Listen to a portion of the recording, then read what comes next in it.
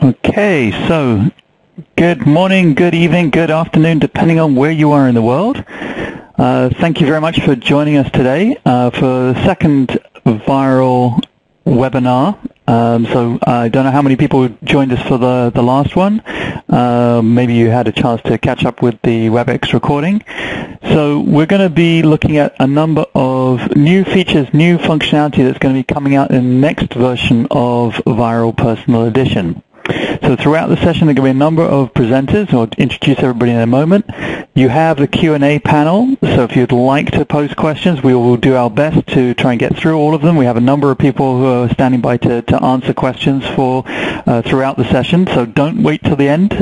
We will have a Q&A session towards the end, but if you've got questions, please just post them away as we go through, and we'll get around, or do our best to try and get around to everybody. Okay, so with that, we'll get things underway. So we have a number of products that are using the VIRL technology that are available today. So our focus today is primarily going to be on the VIRL Personal Edition. So some of you will be VIRL Personal Edition customers already, or maybe you're looking at it and maybe potentially purchasing that in the future. So that is the product which is really designed for individuals. It is node limited in the number of virtual machines that are available for it, that you can run at any one point in time. There is also a corporate version, so Cisco Modeling Labs leverages the same VIRL technology framework, but that is designed for corporate customers. It is much more expensive. It does enjoy full TAC support and scales to much higher numbers. So, if that's something that would be interesting for your company, do please keep that in mind. You will also come across VIRL in use with this thing called the Dev Innovate program. So that is a innovation platform and development environment, and that is also using the VIRL technology. So a lot of the functionality that we're going to be talking about and demonstrating today, you will see making its way into the other products. A lot of the functionality you'll see will be coming out in future versions of Cisco Modeling Labs.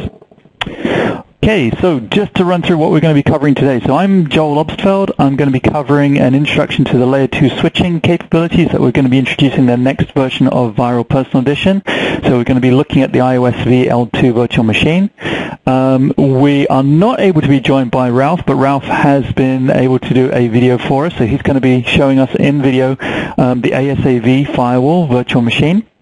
And colleague Brian's going to be doing a walkthrough of the packet capture capabilities and new interface state controls. And then we're joined by Subhav and Prashant from the NX-OS team, who are going to walk us through a lot of the capabilities within the NX-OSv. And then hopefully we'll wrap up with a few Q&A. So as I mentioned, please do post questions. We have the team standing by to try and answer the questions as we go through. Don't necessarily need to wait to the end. All right. So let's kick off. Long awaited, it's finally coming, it's almost here. ASAv Layer 2 virtual machine, so a iOS image that's providing Layer 2 switching capabilities. So what you will have in the next version of VIRL is a new virtual machine image, the ASAv L2, and you will have a choice of either running with an unmanaged switch or the ASAv L2 as a virtual machine. So how will you get it? It's going to be part of the software upgrade capability. So if you're already running the latest version of VIRL 0917 image, you may well have explored the VIRL software page. There's going to be an option that's going to appear there, and that will give you the ability to download the ASAv L2 image and bring that into the system.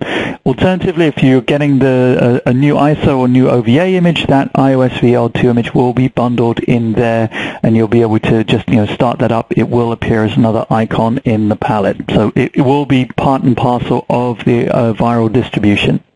As I mentioned, you've got two options, one of which you may have already seen. So we used to have a thing called the multi-point connector, and we've retired that and replaced that with this icon that you'll see in VM Maestro today, this thing called an unmanaged switch. And effectively, this is just representing a multi-point connector. So you can see here in the diagram, I've got 3 ASAv instances, 1, 2, and 3, and I'm just dragged those and connected those up to an unmanaged switch. The result of that is that each one of those interfaces on ASAv 1, 2, and 3 would appear as if they were in the same subnet. You have point-to-point communication going through that unmanaged switch. So that capability is already there today. There's no configuration that's required. If you're using the build initial configurations function, the AutoNetKit automated configuration engine, it is going to build the configuration for you. But the switch instance itself, it's actually using the underlying Linux bridge process that we have orchestrated by the OpenStack to provide this connectivity between the various virtual machines.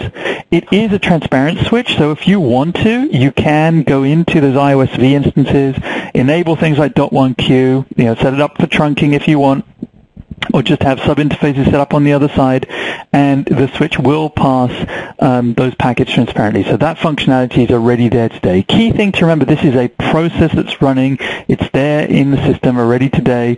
There is no additional process load that's put onto your VIRL server.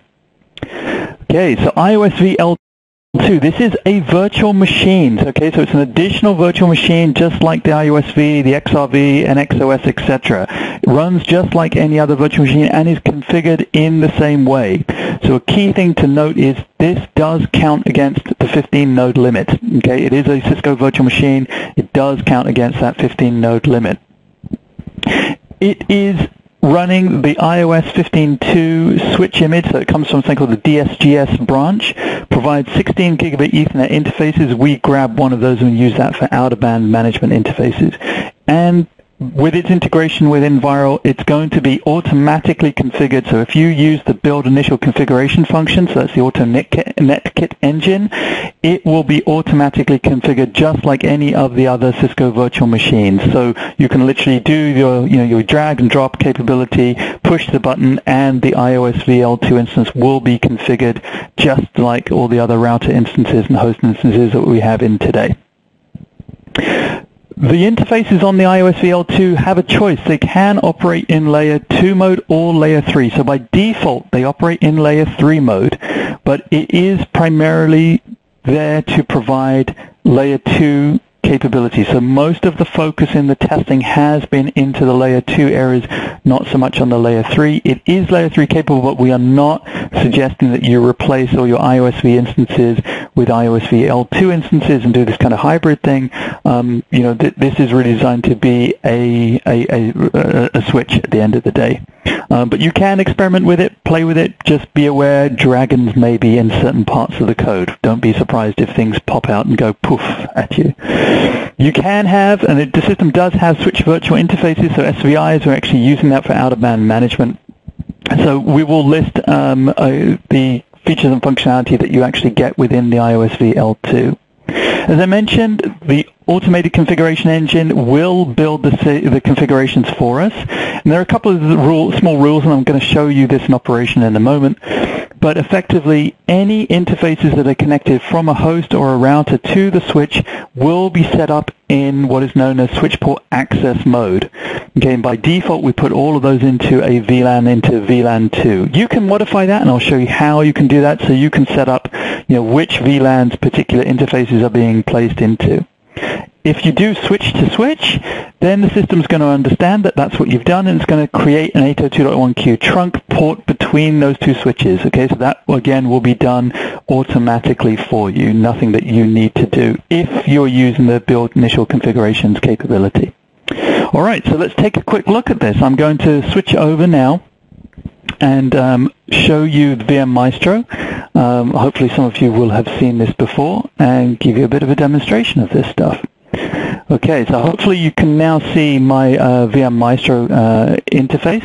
So I've got a relatively simple topology here. I just want to highlight the fact that we've got the we're using unmanaged switches. So 6 ASV instances you can see dotted around the edge, and unmanaged switches that we're sitting in here. So if we create the configuration right now, what's going to happen is it's going to place each of the interfaces on these various routers into the subnet, so that ASV 1, 2, 3, and 4 will all believe that they're in the same subnet.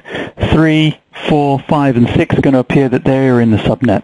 So this capability is already there today. So just very quickly show that in operation. So we're sending that off to the back end, and when the AutoNetKit engine comes back, we get both the rendered diagrams that we can see here, and obviously the associated configurations for each one of the routers, as you would expect. So, that's all being built up, and hopefully you can see that there. The text may be a little small. Now, what I can do is I can obviously operate, with these switches, get those up and running. As I said, these are just processes that are taking place.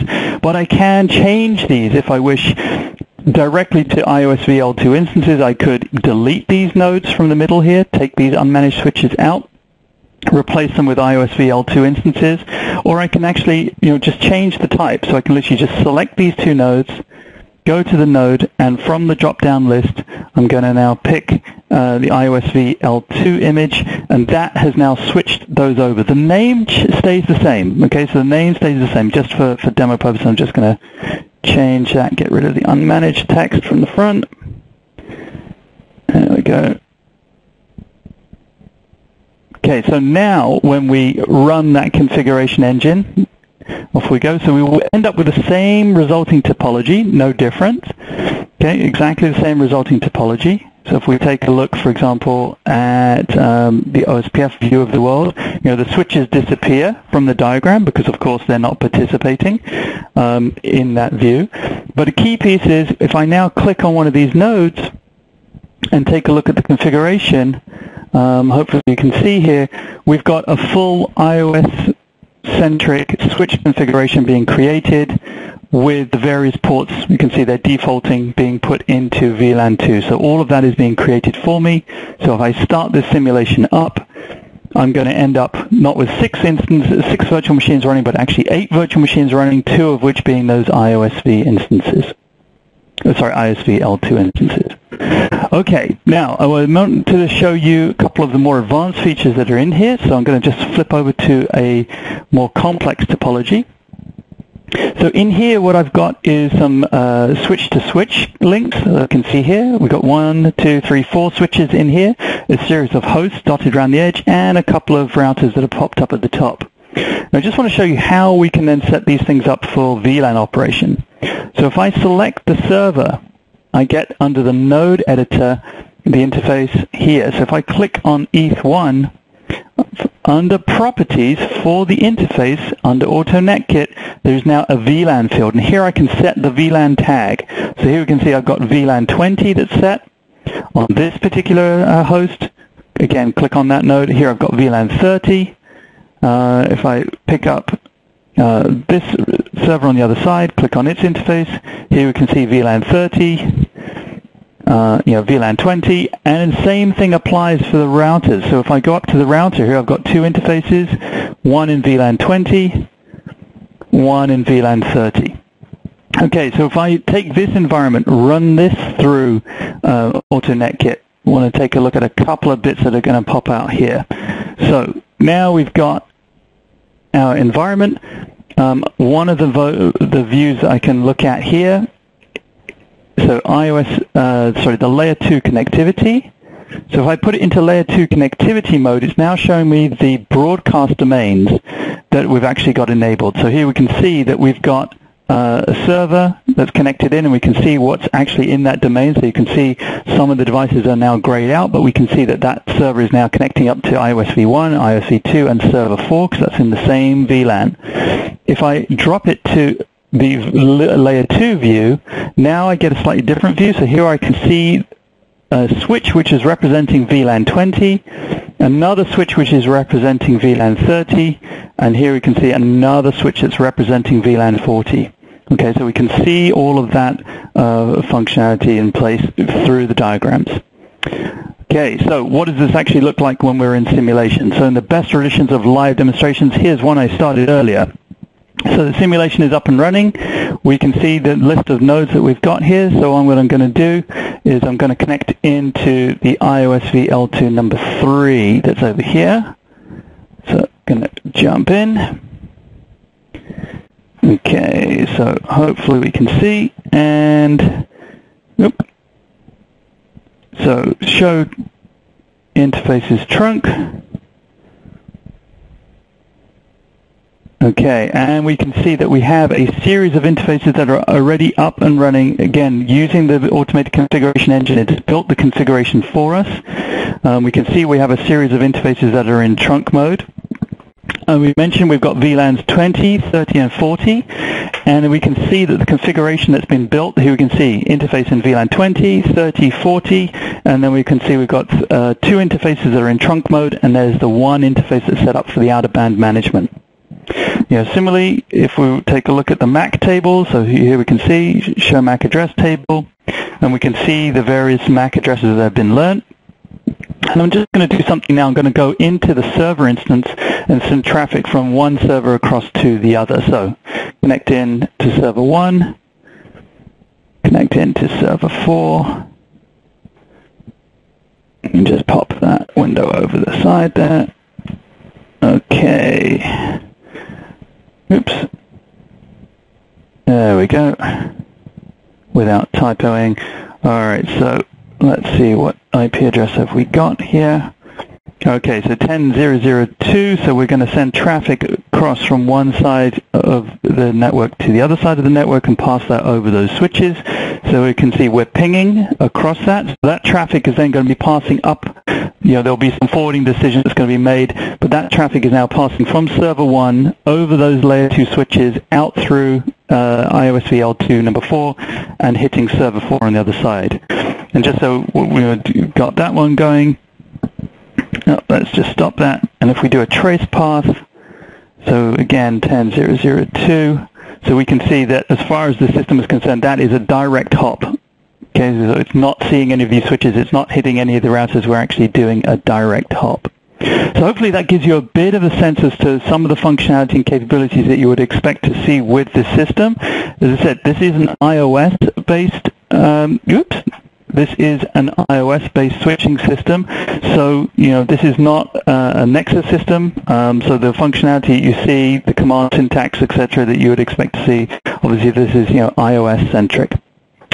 All right, let me just flip back to the slides. Okay, so one thing that I wanted to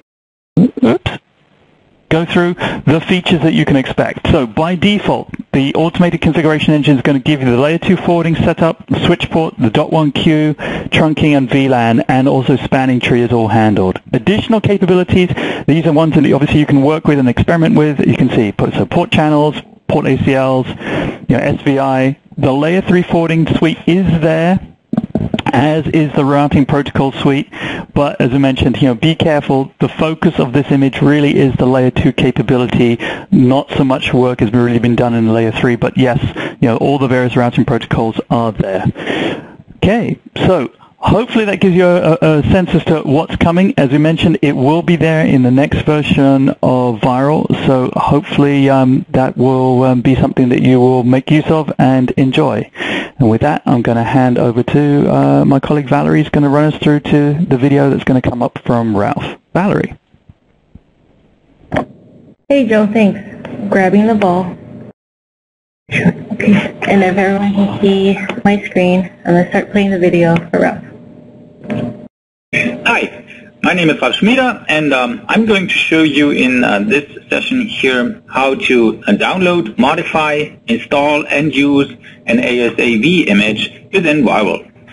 So the first thing that we need to do is actually download the image or get the image. So the image can be downloaded from CCO, and it's the virtual image, and I've downloaded that already. So it shows now in my download folder, and we need to upload that image into our VIRL instance. So for this, I'm using STP Secure Copy to upload that image into my VIRL instance, which sits on the flat network that I'm connected to on 172.16.1.1. And so STP copies that image to the VIRL host. It takes a while since I'm remote here, and so I've shortened this and to save some time here.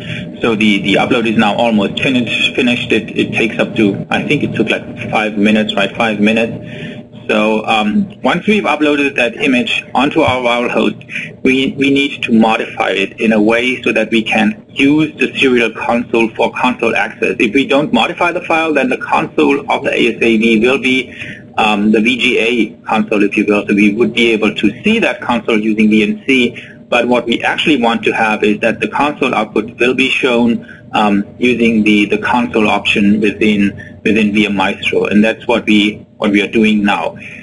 So we need to use a module within the Linux kernel that is called network block device, and what that enables us to is to mount an image as a disk image inside the Linux kernel, and that is being done by using QEMU NVD, and QEMU NVD takes us a block special device, NVD something, and attaches a disk image to it. And if we have attached a disk image to that block special device, then we can mount partitions outside of that disk image using that mount command, and then we can touch a file within that partition that enables the ASA, or that tells the ASA to use the serial console instead of the VGA console to attach the actual command prompt to. Then we have to unmount that partition again and detach the process again from the block special device, and that's all that needs to be done. So the image now is prepared to use the serial console so that we can use it within VM Maestro.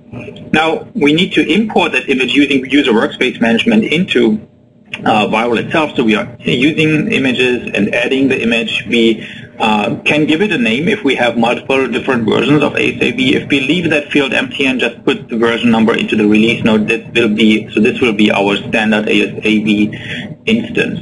Now the file is already on a server, so we can leave the source at file server and just put in the image name, so home/firewall/image name, and we just copy and paste that in there.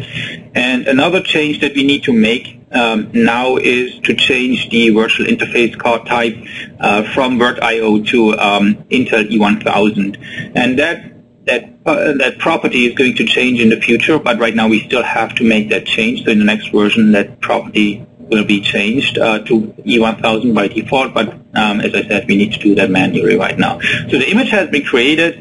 We can see it sitting in our image library there, and we can also see that the interface model is now E1000 as it should be. Okay, everything done on the UWM side, so we can now switch to VM Maestro and create a little topology.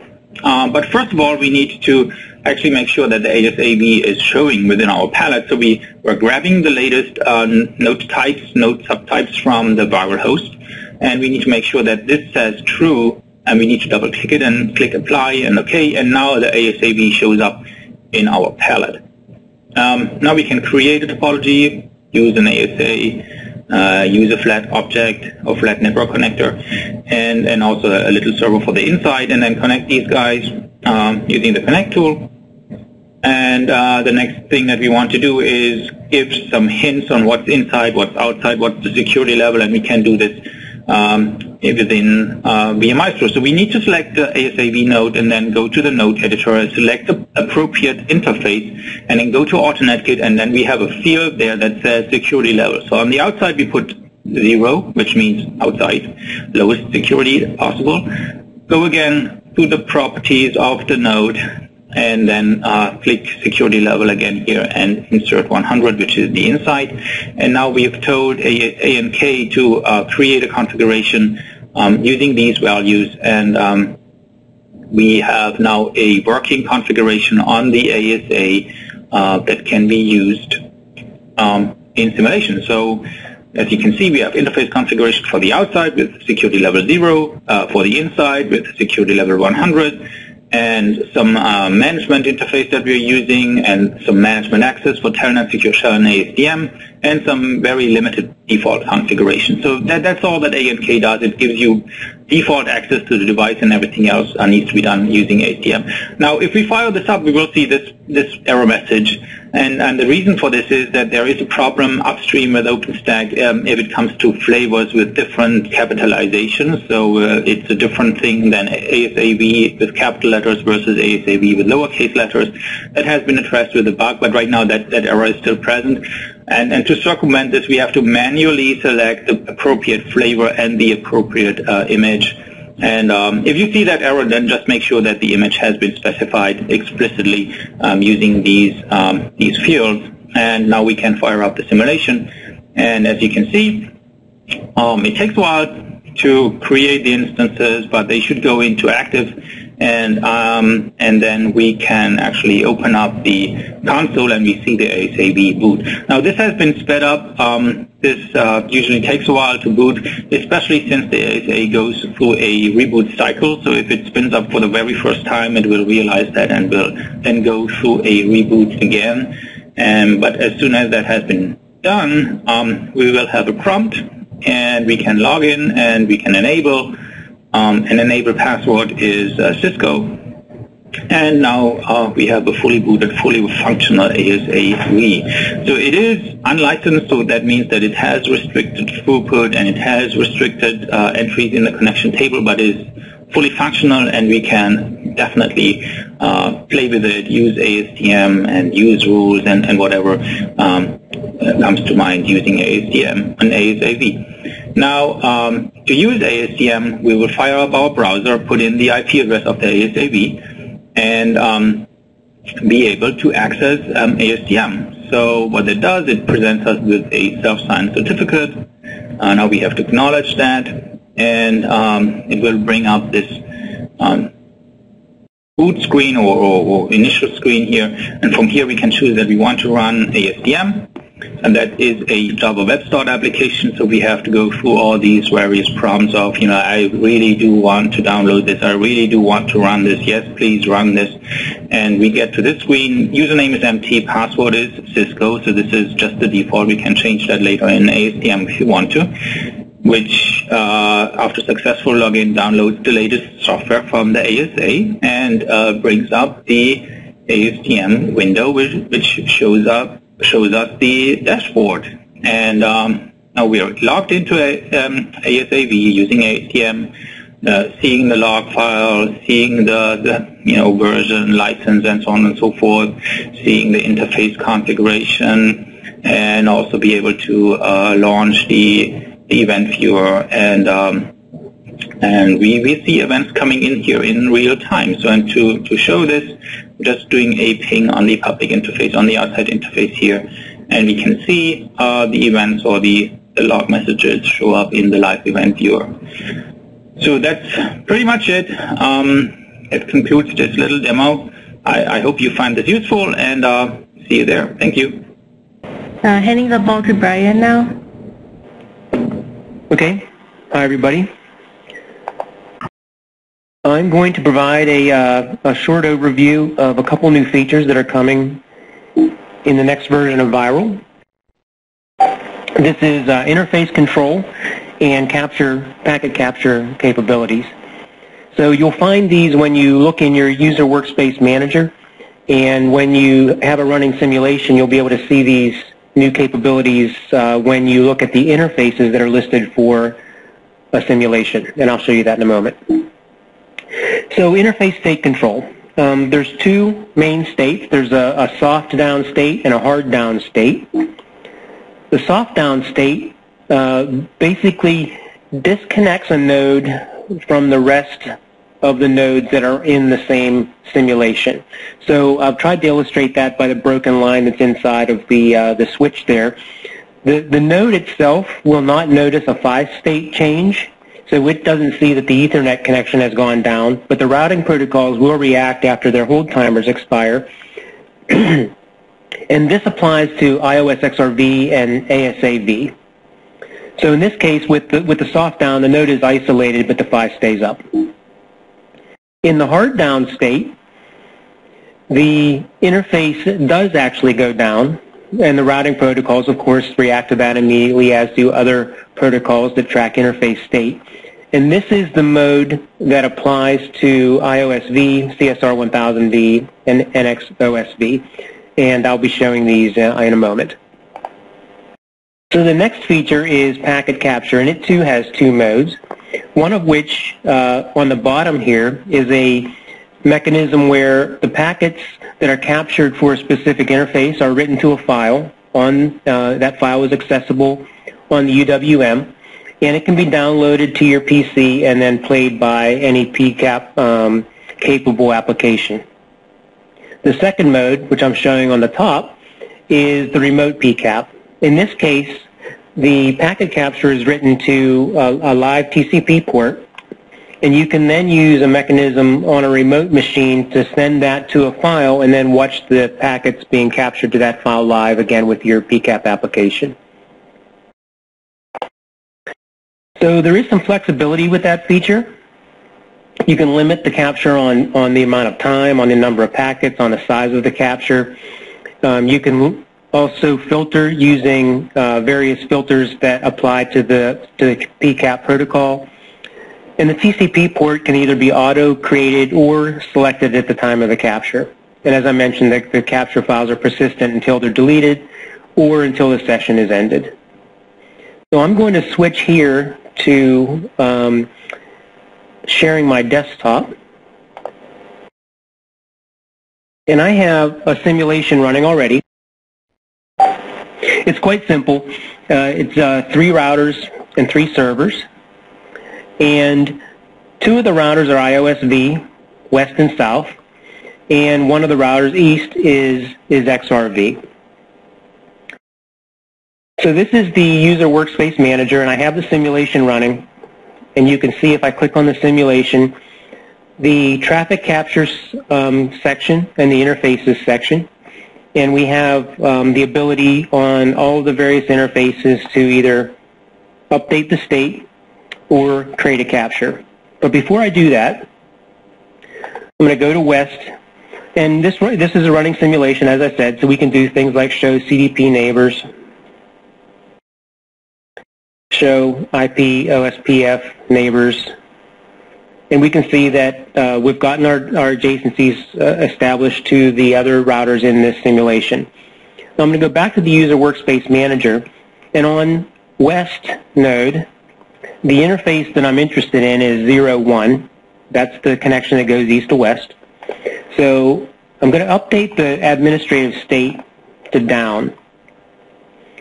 And we'll immediately see on west that the router detects this, the state goes down, and of course with the state down, if I do a show IP OSPF neighbor, I'm going to lose that adjacency. If I go back and change that state to up. Now notice in the interfaces table, the interface up state is false. So we can see which interfaces have been brought down in our simulation.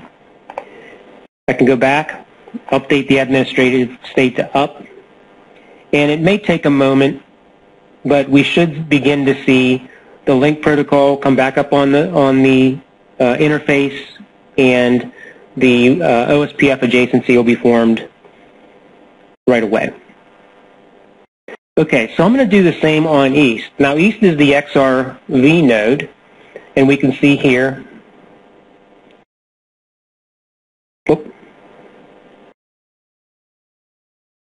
that we've got our adjacencies, and the interface that we're interested in here is 0001. So 0001, I'm going to bring the interface state down.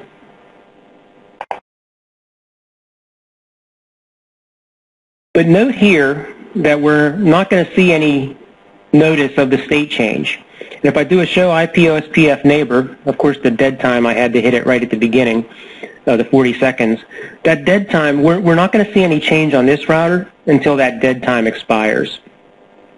So we'll continue to wait for that to count down, and when that gets to 0, we'll see that the adjacency will change state to down. It'll eliminate that connection, and then we can go back and bring it back up again. But while we're doing that, I want to show you, I want to show you that I also have some traffic running across those connections between the nodes Seattle and Boston. And if we go back to VM Maestro, Seattle to Boston. And I'm going to show you in a moment how we can capture packets that are traversing that segment. So we can see at this point that that router adjacency, OSPF adjacency, has been eliminated. So I'll go back, I'll find the interface, it's showing the interface state as false. Bring it up again.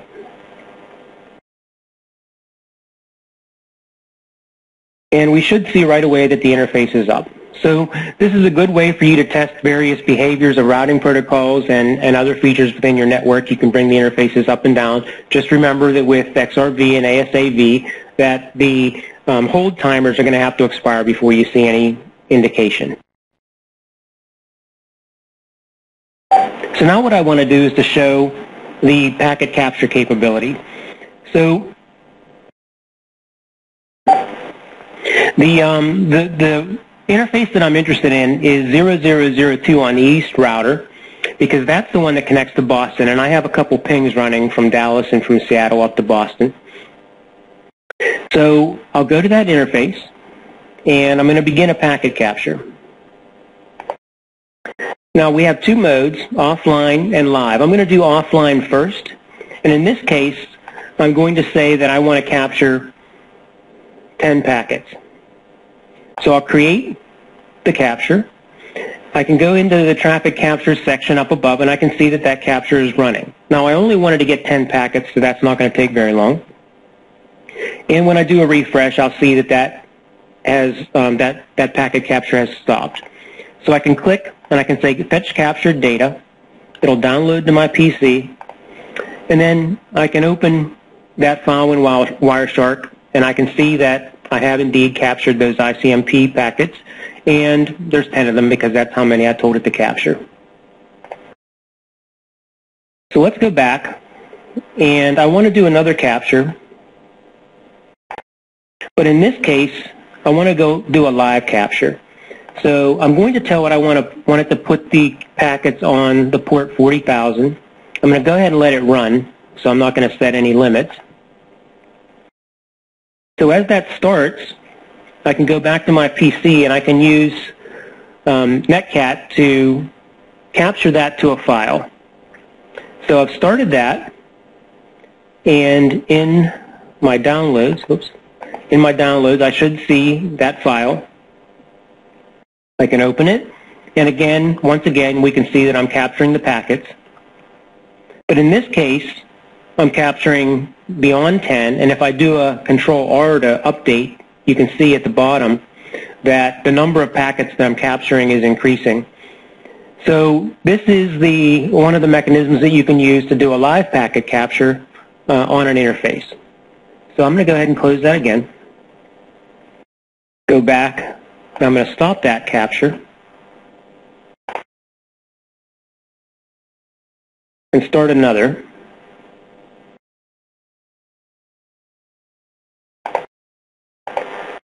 But this time, I want to illustrate that you can also do PCAP filters. So in the User Workspace Manager, you can see that there's a syntax reference, and if you click that, it's going to open up all the various syntax that you can use to form filters and capture only specific packets. So I'm going to do something fairly simple here. I'm just going to say I don't want ICMP. Go ahead and start it. Whoops. Sorry, I did that offline.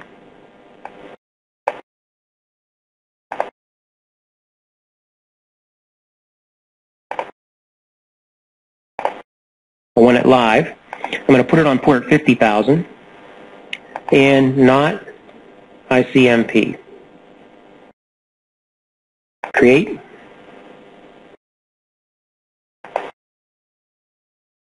And this time I'm going to capture to a different file name, looking for 50,000.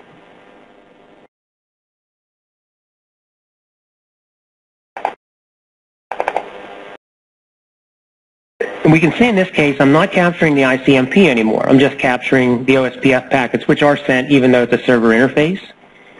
And just to show you that this is working the way we expect, I'm going to go over to Dallas, and I'm going to create an SSH connection over to the Boston router, which is 10.0.0.13. Now if I go back to my packet capture and do a refresh, we'll see that in this case I'm getting the TCP connection, the SSH connections, and so on. So there's a quick demo of those two new capabilities that should make testing within VIRL much easier and much more informative in the future. Thanks. Thanks, Brian. Hey guys, so today I'm basically here to talk about NX-OS Virtual and how we came about this product. So let's look at some of data center challenges that we see today, right? So customers often want to try out new features and prototype new features in our latest and greatest releases, but sometimes it's not possible because they cannot tear down their production network and evaluate these new features for an upcoming release. Some of the other problems that we've often heard is that it's difficult to troubleshoot complex networking problems, because again, in a production environment you cannot really hamper the flow of network. Then a lot of folks want familiarity with the NX-OS operating system. Say if you want to train a new admin and make him familiar with the commands and CLI operations, you can do that very easily.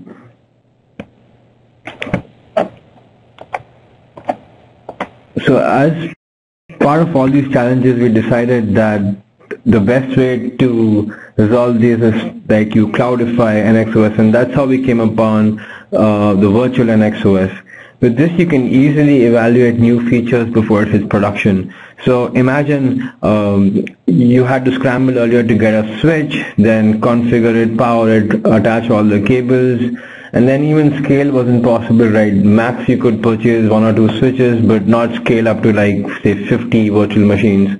But in case of virtual NX-OS, you can spawn these many switches within seconds, and you can actually simulate your real-world network topology. So be it like a BGP router reflector, or an MPLS, or a DCI connectivity.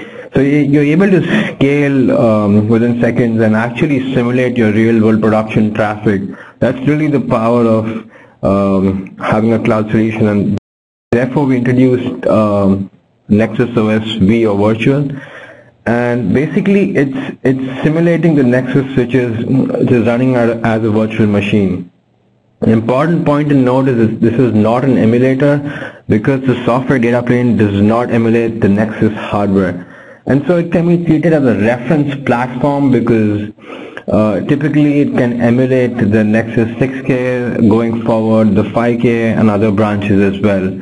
So that's why we call it as a reference platform. Now let's just summarize and look at why would you use the NX-OS virtual platform, right? So you can, as I spoke earlier, we can conveniently build and test your production networks for your customers. Rapid prototyping of new deployments. So for example, upcoming Gibraltar release, you would want to try out some new features in that and prototype them before you would hand it over to your customers' production networks. You can verify new designs. You can easily spawn these VMs without procuring physical switches, so that's a lot of cost reduction and cost savings in CapEx. And then configuration errors. You get a lot of calls because of CLI, because of people not familiar with the CLI commands and configuration errors, and so you can validate them before you actually move to your production network. And so NX-OSv really has endless possibilities. Like you can configure and validate your design network, you can have hands-on learning with the NX-OS operating system, you can simulate a network, as well as you can use these programmatic APIs, and we'll see ahead how they can be leveraged so powerfully with our virtual offering today. So essentially it's like taking a physical lab and just virtualizing it via these VMs that you can spawn easily on an x86 based hardware. And so some of the features that are verified on NX-OSv are like the layer 3 routing protocols, some of the management and security protocols, multicast, and programmability, and the others that you can see listed here. We're working towards adding more support. There's a lot of demand for layer 2 features as well, and we're working towards adding the support. This is something that's not supported, so if you hit into these and your device crashes, it's because there's not yet support for this, and like I said, we're working towards adding more.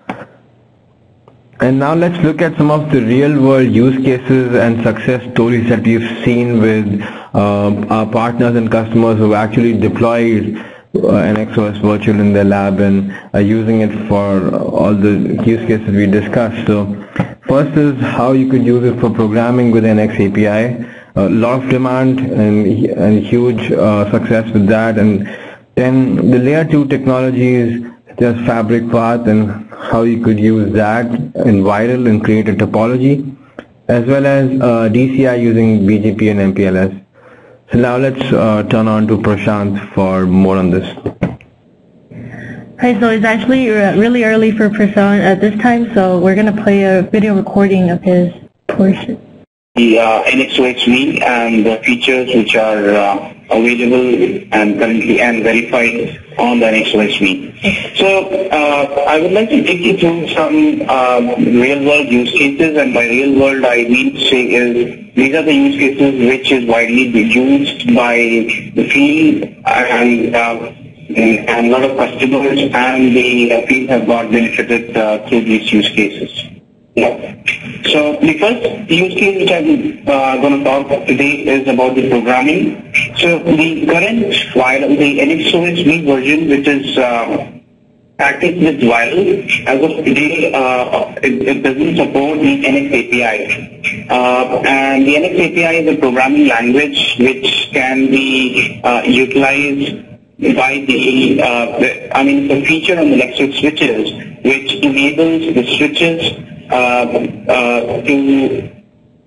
to talk over the HTTP or HTTPS, and so a server can easily talk to the Nexus switches using HTTP or HTTPS, and the Nexus can give out the result in the form of JSON or XML and various other formats. So like shown on this slide, we have a server or a user running who would like to run some Python scripts from his laptop or from the server. He can connect to the Nexus switches and or the NX-OSv in the virtualized world, in the VIRL world, using via an HTTP or HTTPS. So the IP address over here can be a management IP address, which can be pingable and therefore reachable by the admin. So the admin or the user can send the commands and run the Python scripts and can send the commands via HTTP or HTTPS to the NX-OSv or the NX-OS, and the server which is running on the NX-OSv would respond back in the form of JSON or XML, depending on how the user would like to get the response back. So what are the key benefits of running NX API? A lot of times the users would like to monitor or would like to check the health of the network. It could be in the real network, there could be CRC errors, or it could be the utilization of the CPU or the memory or the interface statistics, so on and so forth. So for all these cases, we can use Python and the NX API to solve these kind of requirements. The NX API, through NX API, we can write we can write Python scripts, and we can send easy commands like show version, or if you would like to compare the VLANs between two switches or within the network, we can send commands, and from the response, we can easily calculate whether is there a mismatch, or what is the CPU utilization, or what is the stats across the switches. So with the upcoming NX-OSv version, which is supposed to be released soon, this capability will be available, and it will allow the user to not only use the scripts but to also use sandbox. So we have the NX API developer sandbox, which which allows us to input the usual CLI commands. Let's say, for example, show interface brief or whatever the show commands which are available on NX-OS. And and in the output window, it shows whether it converts it into the relevant Python and the JSON outputs. So you get the output in the form of JSON, whereas you get the input which can be directly used for your automation, for your Python scripts. With these two commands, it needs to be enabled on the NX-OSv, which is, of course, you need to enable the NX API feature, and then you need to turn on the NX API sandbox. So once you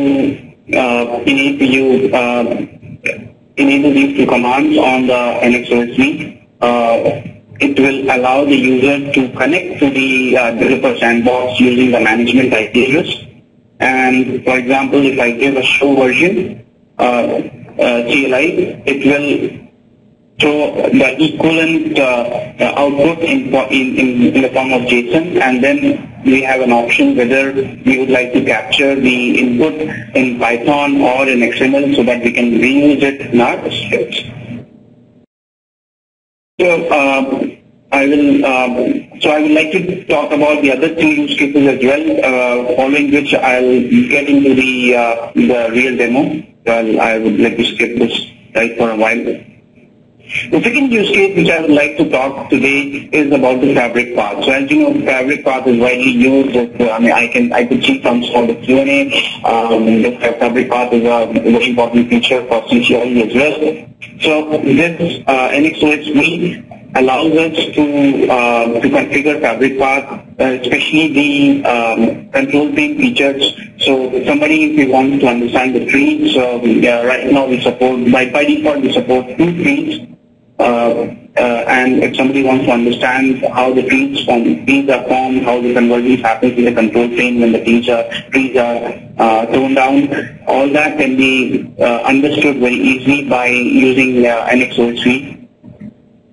And in the demo, once we get into the real demo part, I'll show you that we can easily create fabric paths between these Nexus switches, so we can configure the leaf and spine topology, and it's also then possible to create SVIs and ping across the HVIs. What we don't support today is as you know, is VPG and some of the L2 features, and therefore we don't. It's not possible today to connect servers and therefore ping from servers end-to-end across the fabric path.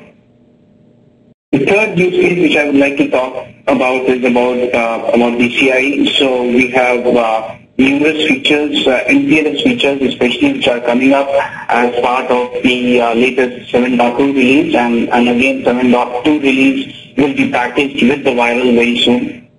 So once you have that, you will be able to turn on all the latest MPLS features. So in this on this slide, we can easily mimic two data centers, and we can create BGP MPLS.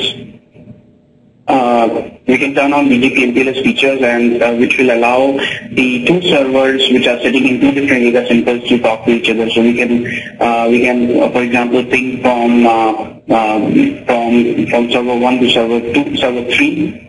Of course, it won't be possible to ping from server 1 to server 2 because although they are part of the same DCI, but since a layer 2 network is not available over here, the layer 2 reachability is not possible in this particular case. However, it is possible to configure the BGP MPLS features and therefore allow the connectivity, over the LC connectivity between the server 1 and the server 3. So with that, I would like to get you to the demo part. So I will switch from the slide mode to and share my screen. Okay, so I hope you are able to see my screen as of now. So this is the first use case where I'm going to talk about the NX API. So once we have booted the, once we have created, so in this particular case, the configurations or the topology looks very simple. We just have two nodes. Just to simplify the things, we just have two nodes. We have the NX-OSv instance, and we also have a server. And these two are talking using a management interface. And so once you create a topology and run the simulation, you can apply the basic configurations so that both of them come up. And once they are up and running, we can then configure, we can turn on the NX API feature, the same two commands which I talked about in my previous slides. So we can essentially turn on the NX API feature, and we can also turn on the sandbox if required. So once we turn on the NX API feature, we can then go to the server. For example, we connect to the server, and once we have the server, we can write some very simple Python script. In this case, I've written a very simple Python script. The idea is to connect with the NX-OSv and let's say just do a show version, and then get you the output. So let me quickly open the script. So then the script is, as I said, it's a pretty simple script. We are trying to create a HTTP, the username and password is Cisco, so we are trying to create a HTTP packet and then inserting the various fields. For example, the most important, so we are sending this one command, and that's why we have a statement. And over here, we are sending show version, and then trying to extract the, capture the result, capture the response in form of result, and then displaying the result of the show version. So if for running the script, we just have to invoke Python. Once we invoke Python, we can just run the script, and so it will go back to the NX-OSv and it will print the version. For example, as you can see over here, the version is right here, 7.2b1. So that's what it is printed. It also has two features, like for example, I have written another simple script. Another simple script called let's say add VLAN. So if I want to invoke that, I can just say add VLAN, and before I do so, I would like to show you what VLANs do I have over here. So, so if I do show VLAN brief, you can see over here right now I have like a couple of VLANs. So let's say if I want to add a new VLAN, it points me to the IP address of the management, the management IP address. So yeah, since I know the management IP address, I'll just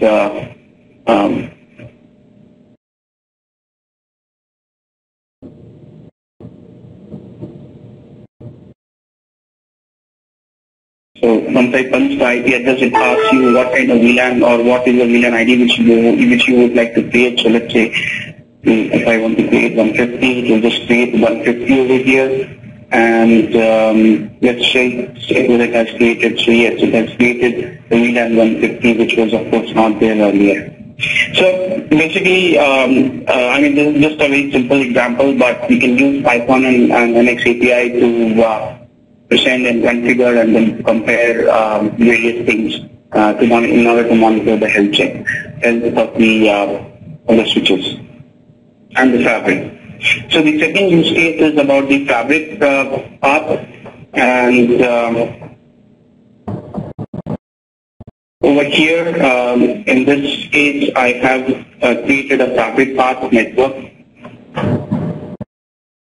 comprising of 6 nodes or 6 NX-OSv instances.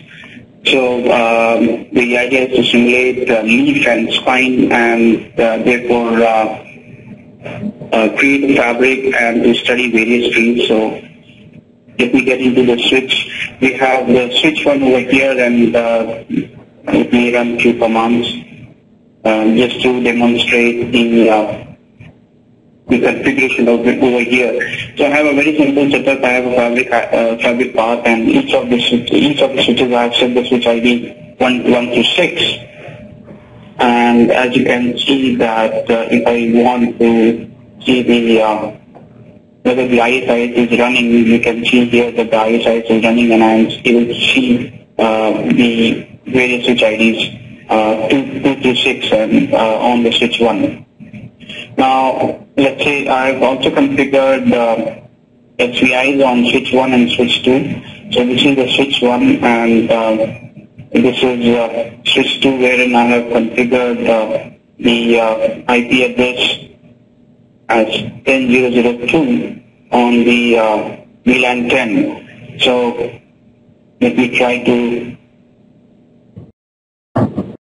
So as you can see, the ping is successful because it's going through the fabric path, and we can also see whether everybody is able to see the switch IDs which I've configured on all the 6 switches.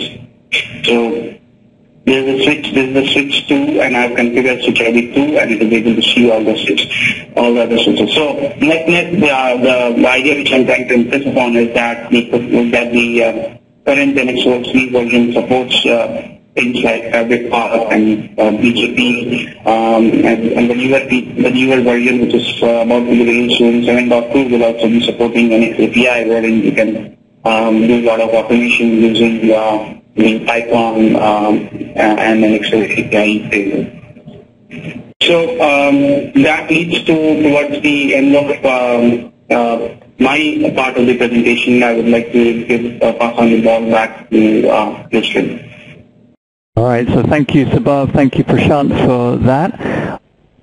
Don't know if there were any other bits. I just wanted to clarify. So the ASAv virtual machine image, so in Ralph's demo, he showed you how you could download the ASAv 932.200 image today and install that into the VIRL system. So that's actually with VIRL code that's available today. So 0917, you can plug in the ASAv image. In the next release, ASAv will be more tightly integrated, so you won't have to have a Cisco account, to go and grab the ASAv image from Cisco.com. It will be available as part of the normal download and install packages. So if you have a VIRL Personal Edition copy, you will be able to get the ASAv image and incorporate that directly. So just wanted to clarify that. So a lot of the steps that Ralph was showing, you won't need to go through that. It's just going to be much simpler, point, click, go, done. All right. Just wanted to also highlight that there are a series of videos that we've been creating, ranging from how to build an MPLS VPN environment, how to build more complex BGP environments, through to various tricks and tips for working with VM Maestro. And you can find those on the YouTube channel. They're also posted off of the viral-dev-innovate.cisco.com website, and you'll be able to find that under the Learn section.